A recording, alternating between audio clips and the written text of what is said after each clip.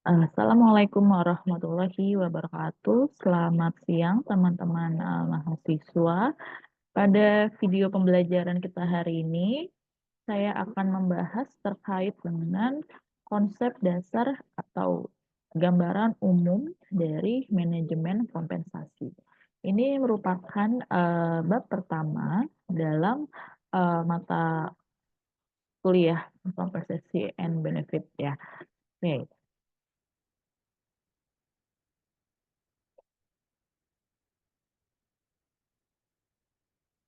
Nah, konten dalam konsep dasar manajemen kompensasi di sini ada 5 konten atau 5 pokok bahasan yang akan dibahas kali ini. Yang pertama yaitu tentang konsep dari manajemen kompensasi. Nah, di sini termasuk definisi dan ataupun pengertian dari kompensasi. Kemudian apa sih definisi atau pengertian dari manajemen kompensasi? Karena merupakan hal yang berbeda ya antara kompensasi dengan manajemen kompensasi.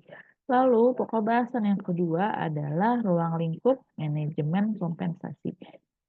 Yang ketiga adalah apa tujuan dalam manajemen kompensasi. Kemudian yang keempat, bagaimana sih filosofi dalam manajemen kompensasi. Dan yang terakhir adalah apa saja faktor-faktor yang mempengaruhi adanya kompensasi di dalam suatu organisasi ataupun dalam suatu perusahaan. Kita mulai dari pokok bahasan yang pertama, yaitu konsep dari manajemen kompensasi. Nah, dalam konsep manajemen kompensasi ini, yang akan kita bahas itu adalah pengertian dari kompensasi dan juga pengertian dari manajemen kompensasi. Mungkin teman-teman di sini sudah mengetahui secara garis besar apa sih yang dimaksud dengan kompensasi. Ya. Nah, di sini ada pendapat dari beberapa ahli, teman-teman. Yang pertama, menurut Hasibuan. Hasibuan berpendapat apa? Bahwa kompensasi adalah semua pendapatan yang berbentuk uang, barang langsung, ataupun tidak langsung yang diterima karyawan sebagai imbalan atas jasa yang diberikan kepada perusahaan. Sedangkan menurut Gerhard, compensation can be defined to include all forms of financial returns and tangible services and benefits employees receive as part of an employment relationship. Lalu Dessler juga berpendapat bahwa kompensasi adalah setiap bentuk pembayaran atau imbalan yang diberikan kepada karyawan yang timbul karena dipekerjakannya karyawan di organisasi atau di perusahaan tersebut. Nah, kira-kira dari ketiga pendapat ahli ini apa yang dapat disimpulkan terkait dengan pengertian dari kompensasi? Ya, jadi kita dapat menyimpulkan bahwa definisi atau pengertian kompensasi merupakan imbalan ataupun pendapatan yang didapat oleh karyawan ya atas jasa yang telah diberikan kepada perusahaan. Nah, nanti akan dibahas apa saja sih bentuk pendapatannya. Tadi di sini sudah dijelaskan. Bisa berbentuk uang, bisa berbentuk barang langsung ataupun tidak langsung, gitu ya. Nah, sedangkan apa itu manajemen kompensasi? Nah, ini merupakan hal yang berbeda, ya. Kalau manajemen kompensasi adalah yang pertama, manajemen kompensasi itu sudah menjadi fenomena atau suatu hal yang sudah global, di mana dimaksudkan untuk mencapai tujuan dari organisasi serta tujuan individual karyawan yang digunakan sebagai alat untuk mengontrol keterlibatan karyawan dalam pekerjaan. Lalu, manajemen kompensasi juga merupakan kegiatan perusahaan yang merancang, mengelola, serta mengatur imbal jasa terhadap pekerja atau karyawannya yang telah melakukan pekerjaan dan juga menyelesaikan tugas yang diberikan kepadanya dengan bentuk imbalan. Imbalannya harus bersifat adil, objektif, terbuka, sesuai dengan kontribusi karyawan, sehingga penerima, kompensasinya itu juga mendapatkan kepuasan. Ya, jadi kompensasi yang didapat idealnya itu harus selaras dengan kepuasan kerja yang didapat. Apa yang telah diberikan karyawan kepada perusahaannya sebanding dengan apa yang didapat oleh karyawan dari perusahaan tersebut. Nah, kemudian, pendapat lain, menyebutkan bahwa manajemen kompensasi menyeratkan struktur kompensasi yang mendorong karyawan memberikan kinerja terbaiknya dengan bekerja lebih keras dan membantu mendorong suasana kompetitif dalam perusahaan. Nah, jadi manajemen kompensasi adalah bagaimana sistem kompensasi ini di-manage. Siapa yang me-manage ini? Ini adalah tentunya kalau dalam perusahaan itu ada divisi namanya divisi HR. Tentu divisi HR ini juga, berdiskusi dengan para, petinggi dari perusahaan tersebut ya. Jadi bagaimana kompensasi ini diatur, dirancang, dikelola oleh perusahaan agar, eee agar tadi sifat dari pemberian kompensasi harus bersifat adil, objektif, dan terbuka untuk setiap karyawannya. Jadi, udah paham antara perbedaan antara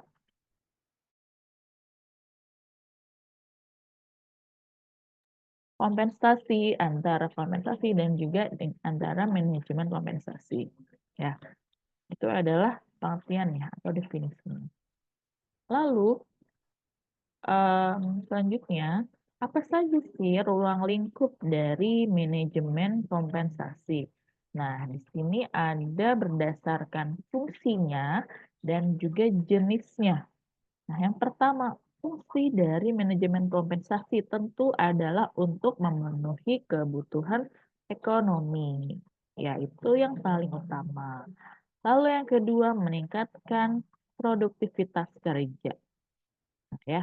Jadi, semakin, eee, banyak atau semakin, besar jumlah kompensasi yang didapat, tentu akan meningkatkan produktivitas kerja, tapi juga harus sebanding dengan, jasa atau pekerjaan yang telah dilakukan. Kemudian memajukan organisasi atau perusahaan, dan terakhir adalah menciptakan keseimbangan dan keahlian. Lalu bagaimana jenis-jenisnya? Nah, sebenarnya jenis-jenis kompensasi ini banyak teman-teman.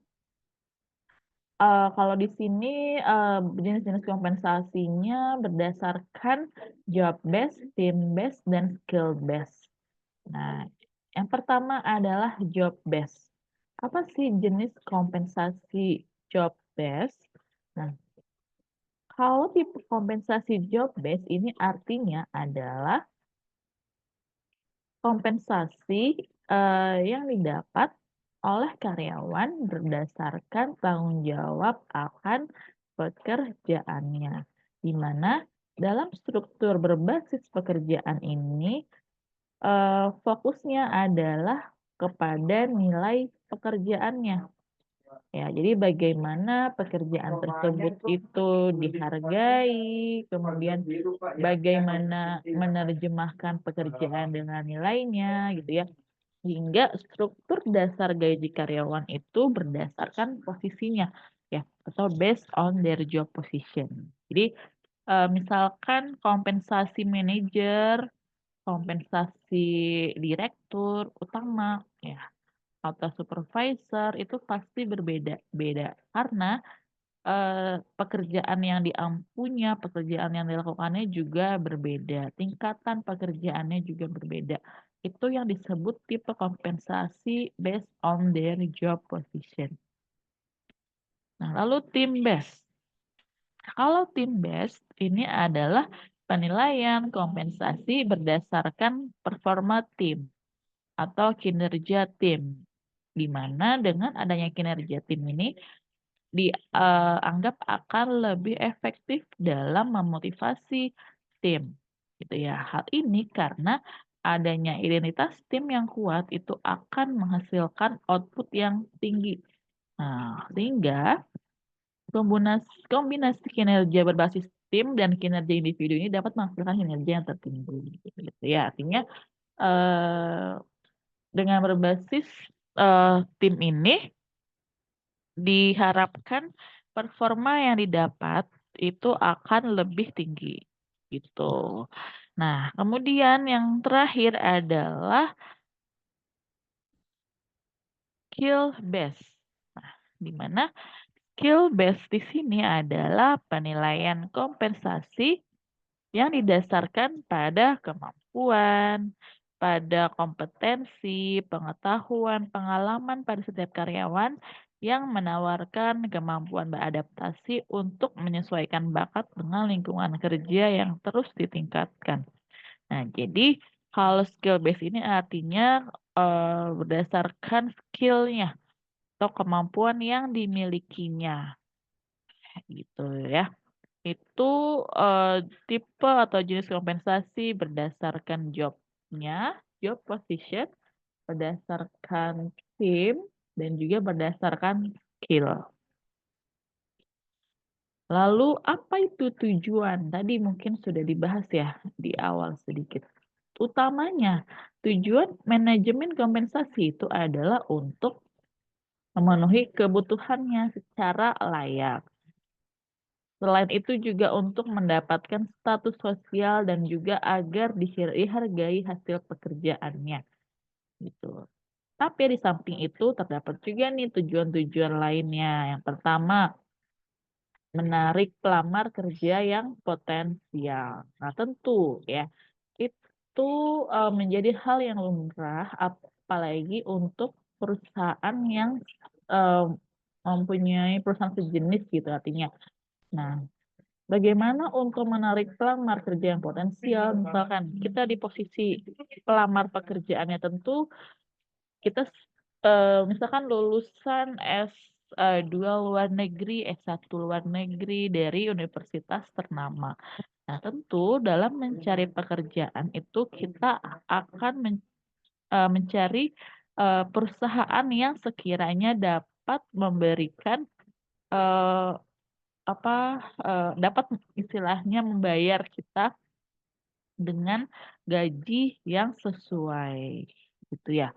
Sehingga eh, dengan perusahaan menawarkan kompensasi-kompensasi di luar yang memang diwajibkan oleh pemerintah misalkan, nah itu akan menarik pelamar kerja yang potensial. Lalu yang kedua, bagaimana tujuannya adalah untuk mempertahankan karyawan yang sudah ada.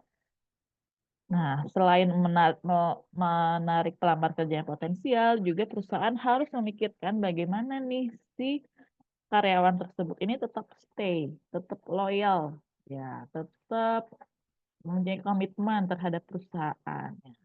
Kemudian yang ketiga meraih keunggulan kompetitif ya atau keunggulan bersaing, kemudian untuk melakukan pembayaran sesuai aturan hukum dan untuk memotivasi dan memberikan kepuasan kerja.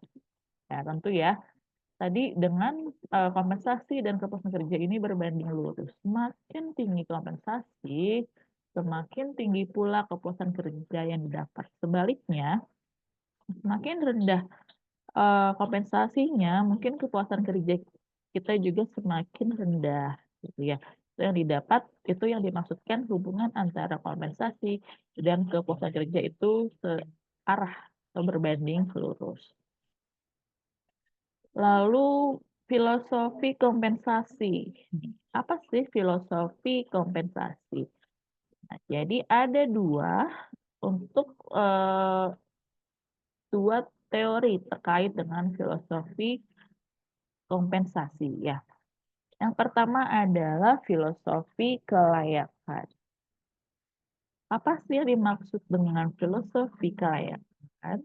Jadi mungkin dapat dilihat dari banyak organisasi ya secara tradisional telah memberikan otomatis kepada karyawan setiap tahun. Biasanya setiap karyawan itu memperoleh kompensasi dengan persentase yang sama setiap tahun. Nah, jadi kalau untuk kelayakan ini memang pemberian kompensasinya itu mempunyai persentase yang sama setiap tahun. Jadi hanya memberikan kompensasi yang wajib-wajibnya saja ya. Nah, sedangkan kalau filosofi berorientasi kinerja adalah karyawan yang berkinerja baik akan mendapatkan kenaikan kompensasi yang lebih besar. Sedangkan mereka yang tidak bekerja memuaskan maka akan menerima kenaikan yang lebih kecil. Gitu ya. Jadi pemberian kompensasi di luar kompensasi wajib seperti gaji pokok misalkan yang memang diwajibkan oleh pemerintah dan memang sudah ada dalam peraturan perundang-undangan ya seperti gaji pokok, kemudian tunjangan beras, tunjangan anak gitu ya, tunjangan suami itu untuk yang sudah bekerja misalkan. Nah, selain itu teman-teman ada juga pemberian kompensasi yang berorientasi pada kinerjanya. Contohnya adalah kalau di dosen atau dalam ASN gitu ya, di setiap kementerian misalkan itu ada namanya remunerasi atau tunjangan kinerja istilahnya kalau di kementerian itu tunjangan kinerja yang memang tidak diberikan setiap bulannya. Kalau gaji pokok itu kan diberikan setiap bulannya gitu ya. Tapi ada kompensasi-kompensasi lain yang memang diberikan hanya per 3 bulan sekali misalkan. Kemudian ada juga gaji 13. Nah, gaji 13 artinya gaji ke-13 kan. Ya, jadi di luar gaji 1 kali gaji misalkan. Nah, kalau misalkan di dosen ada namanya remunerasi. Jadi bagaimana kita setiap 3 bulan itu harus melakukan update kinerja kita. Jadi kita masuk login ke sistem. Nah, di mana di sistem tersebut kita mengisi bagaimana kinerja kita. Misalkan kalau kinerja dosen itu kan ada harus mencakup 3 tridharma, pengajaran, penelitian, dan pengabdian. Nah, di sana contohnya misalkan kinerja untuk pengajaran.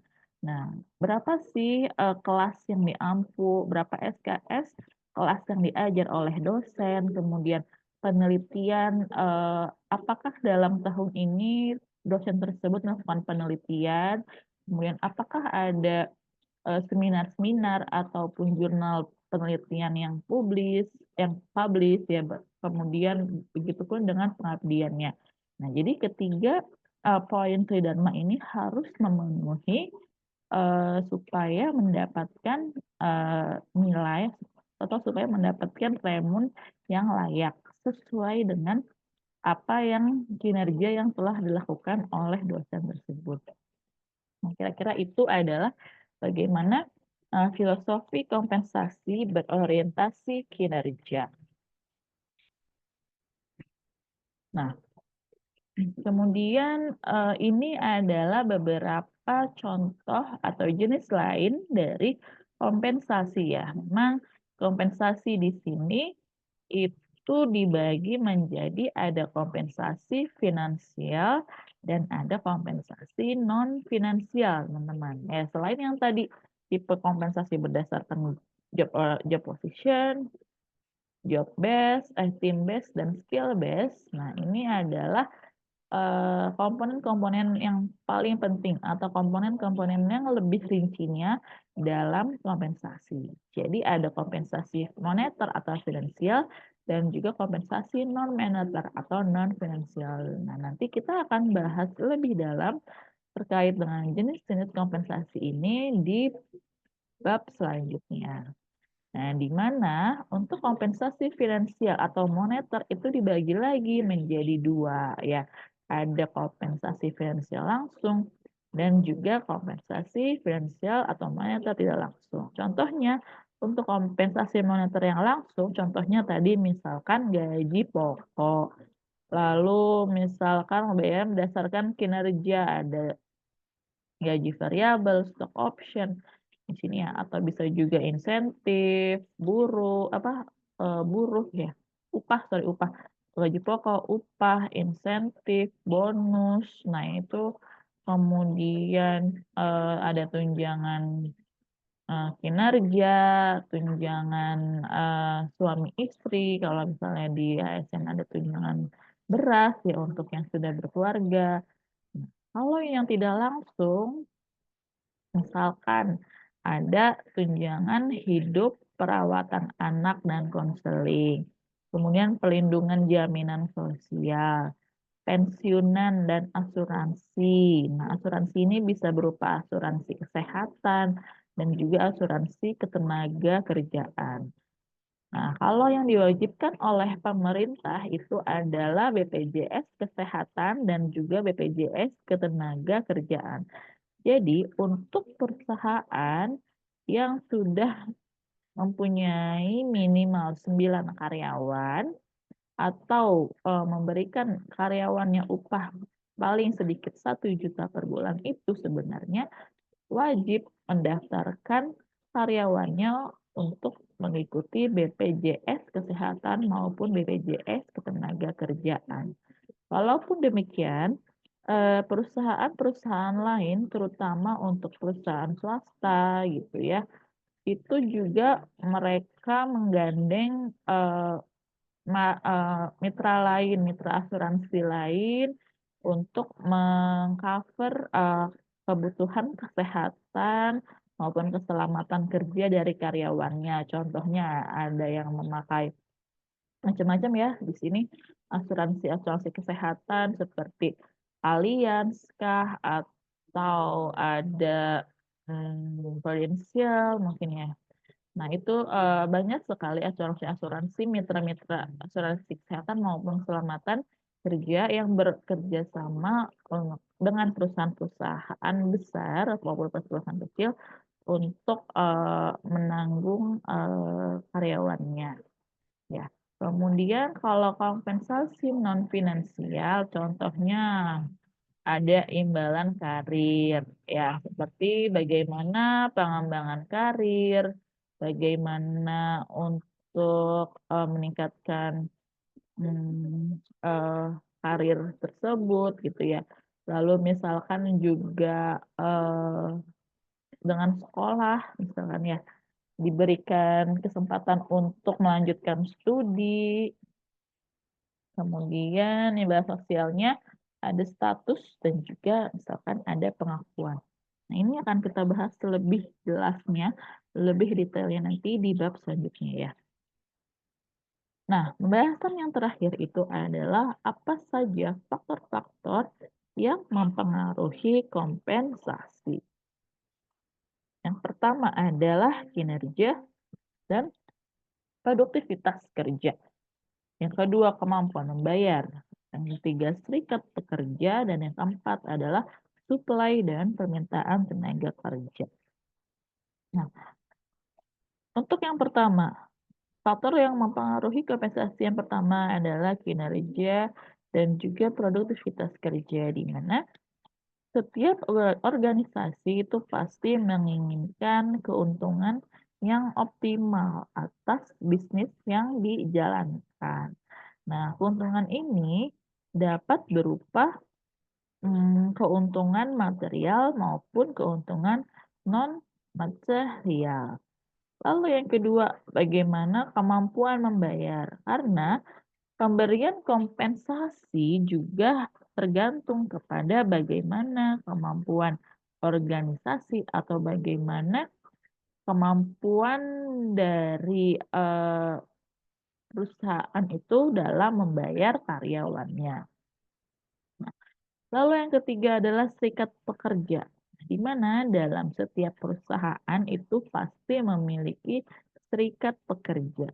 Nah, serikat pekerja ini adalah, yang menjadi garda terdepan untuk memperjuangkan anggotanya dalam memperoleh kompensasi yang adil, layak, serta wajar. Lalu, yang terakhir adalah supply dan permintaan tenaga kerja, di mana banyak sedikitnya tenaga kerja di pasar kerja atau labor market itu akan mempengaruhi sistem pemberian kompensasi, gitu ya. Jadi, mungkin tergantung juga dengan kemampuan organisasinya, apakah kemampuan perusahaan yang tersebut, apakah perusahaan tersebut skalanya menengah ke atas atau menengah ke bawah. Lalu berapa banyak karyawan yang, dipekerjakan di perusahaan tersebut. Jadi supply dan demand ini sangat mempengaruhi besaran dari jumlah kompensasi yang diterima. Nah, kurang lebih itu gambaran atau konsep dasar yang teman-teman wajib ketahui terlebih dahulu dalam kompensasi, ya. Nah, ini ada diskusi yang bisa teman-teman, lakukan, di mana, eee, jelaskan tentang tantangan-tantangan yang sering muncul dalam manajemen kompensasi. Nah, berikan 3 sampai 5 contoh saja untuk dikerjakan, hari ini dan deadline-nya adalah minggu depan. Untuk penjelasan lebih lanjutnya nanti akan saya share di Google Classroom. Baik, terima kasih, saya rasa cukup untuk video pembelajaran materi pertama ini, yaitu konsep dasar manajemen kompensasi. Sampai ketemu di video pembelajaran berikutnya. Assalamualaikum warahmatullahi wabarakatuh.